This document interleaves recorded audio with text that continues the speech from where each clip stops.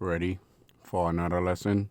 Why you must forgive your father to move forward. When I was growing up, I grew up with my grandparents and I didn't really had a close relationship with my father. And my grandfather was a good, stubborn man from the old school, Antigua. And they do their best to raise us. He was a good man. But the fact is like the bonded relationship wasn't as strong as in getting to know my biological father, which I never got a chance to know. Because it took me a long time to realize that you need to forgive them. They demonize him. I never had a chance to speak with him because I was going off of the notions and perceived notions of everybody else's perception instead of my own. I understand that he was a gambler and so he had a bunch of other children. So if he was as bad as they say he is, why my mother decided to go have children with him and why the other women have children with him as well? I say that to say this. You know, they always demonize us men and make us worse than what we really are. Some of us are some heavy-duty schmucks, but most of us aren't. And in order for you to move forward as a man, you have to take him off the pedestal or you have to take him out of the gutter.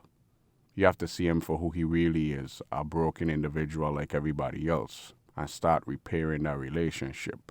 If you don't repair that relationship, that's fine, but it's going to affect how you deal with other men as well. And that's why you need male companionship, not to validate you as a man, but to be able to have confidence. Men that understand you and love you for who you is. And they say no gay shit either. I'm just saying that a group of men coming together is a good thing, but it have to start off with the man that actually helped brought you or create you into this world. You might not want to talk to him, he might be a drug addict, all of that stuff in between. But even if you don't physically talk to him, you could do it within yourself and let go. And you'll realize that the chains were broken and now you're on the path to healing. Now you're on the path to being a better man, being a better father for your son and your children that come into this world.